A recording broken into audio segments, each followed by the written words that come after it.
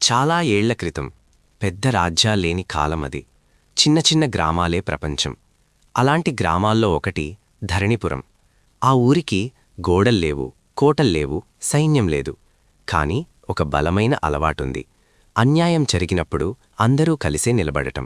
ధరణిపురంలో మట్టి పనివాళ్లు, వ్యవసాయులు, కుండలు చేసేవారు ఉండేవారు.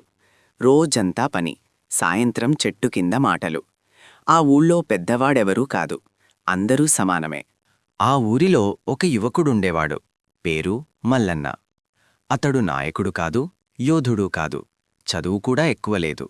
కాని అతడికి అన్యాయం కనిపిస్తే నిద్రపట్టదు. ఒకరోజు పక్క రాజ్యం నుంచి రాజు మనుషులొచ్చారు. వాళ్ల ఆజ్ఞ, ఈ భూమి ఇక రాజ్యానికి చెందింది, పంటలో సగం పన్నుగా ఇవ్వాలి అన్నారు. గ్రామస్థులు భయపడ్డారు, ఎందుకంటే ఆ పంట వాళ్ల జీవితం. గ్రామ ప్రజలు అందరూ పంచాయతీ దగ్గరికి వచ్చారు. ఎవ్వరూ మాట్లాడలేదు. పన్ను ఇస్తే ఆకలి, ఇవ్వకపోతే శిక్ష. మౌనం భయంకరంగా మారింది. అప్పుడే మల్లన్న ముందుకు వచ్చాడు. మల్లన్న అడిగాడు, మనం ఈ భూమిని ఎప్పటినుంచి దున్నుతున్నాం? ఒక వృద్ధుడన్నాడు, మా తాతల కాలం నుంచి అని. మల్లన్న మళ్ళీ అడిగాడు, అయితే ఈ భూమి మనది కాదా అన్నాడు. ఎవరూ సమాధానం చెప్పలేదు. కాని అందరి కళ్లలో ఒకే ఆలోచన. మల్లన్న నేలపై కూర్చున్నాడు. చేత్తో మట్టిని తీసుకున్నాడు. ఈ మట్టిని ఎవ్వరూ మోసుకుపోలేరు. ఇది మన కాళ్ల కింద ఉంది. మనం కలిసి నిలబడితే రాజుకూడా దీన్ని కదిలించలేడు అన్నాడు. ఆ మాట గాలిలాగా పాకింది. మరుసటి రోజు రాజు మనుషులు వచ్చారు. గ్రామస్థులు పంట ఇవ్వలేదు, కాని ఆయుధాలు కూడా పట్టలేదు.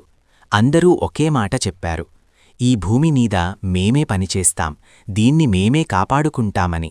రాజుకి కోపం వచ్చింది. తన సైన్యం ఊరిపికి పంపించాడు. కాని ధరణిపురం ఖాళీగా ఉంది.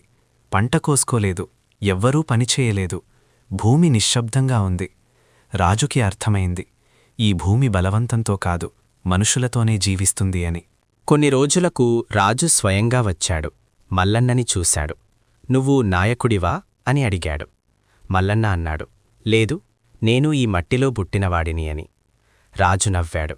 పన్ను ఆజ్ఞ వెనక్కి తీసుకున్నాడు. ఏళ్ల తర్వాత మల్లన్న పేరు చరిత్రలో లేదు.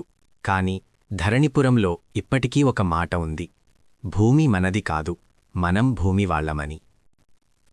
ఈ కథ సందేశం, నిజమైన శక్తి ఆయుధాల్లో కాదు, కలిసిన మనుషుల్లో ఉంటుంది. నాయకత్వం పదవిలో